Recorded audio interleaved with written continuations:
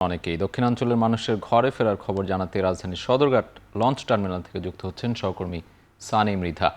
Sunny, launch ঘাটে ভিড় কেমন দেখছেন? ভাড়ার বিষয়ে যাত্রীরা কোনো অভিযোগ করেছেন কিনা, কি জানতে পেরেছেন?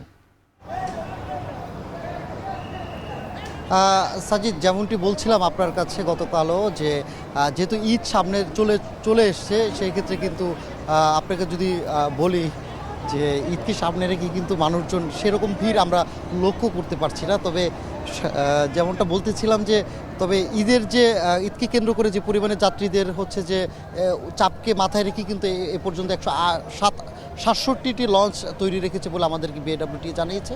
একই সাথে 17 তারিখ থেকে যেহেতু সরকারি ছুটি ঘোষণা করছে, এর ফলে কিন্তু এই যাত্রীদের যাত্রা আরও নির্বিঘ্নে করতে কিন্তু এখানকার যে কুলি সেবা রয়েছে সেই কুলি সেবাটি সম্পূর্ণ ফ্রি করে দিয়েছে।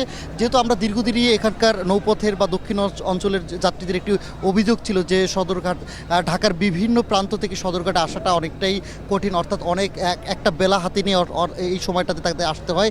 এই বিষয়টি মাথায় রেখে এবার কিন্তু নৌ মন্ত্রণালয় থেকে সিদ্ধান্ত নেওয়া হয়েছে যে এই যে কাঞ্চন ব্রিজ রয়েছে রূপগঞ্জে, সেখান থেকেও কিন্তু বরিশালের উদ্দেশ্যে লঞ্চ ছাড়া হবে। একই সাথে কিন্তু মোহাম্মদপুরের বসিলা থেকেও যে লঞ্চ ঘাটটি রয়েছে সেখান থেকেও কিন্তু লঞ্চ ছাড়ার তাদের পরিকল্পনা রয়েছে।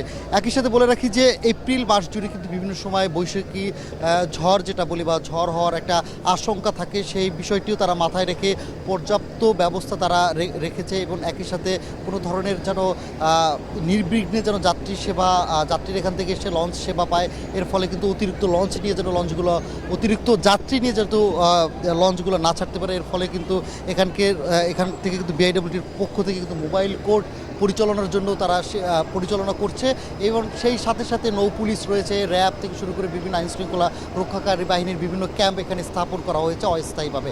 তো সাজিদ, এই ছিল আসলে সদরঘাট থেকে যাত্রীদের সবশেষ খবর আমার কাছে। তবুও আশা করা যাচ্ছে সন্ধ্যার পর আরও কিছু একটা ভিড় হতে পারে, যেহেতু সন্ধ্যার পরেই বরিশালের লঞ্চগুলো ছাড়তে শুরু করে। সদরঘাট থেকে ঘরে ফেরা মানুষের খবর জানাতে যুক্ত ছিলেন সহকর্মী সানি মৃধা।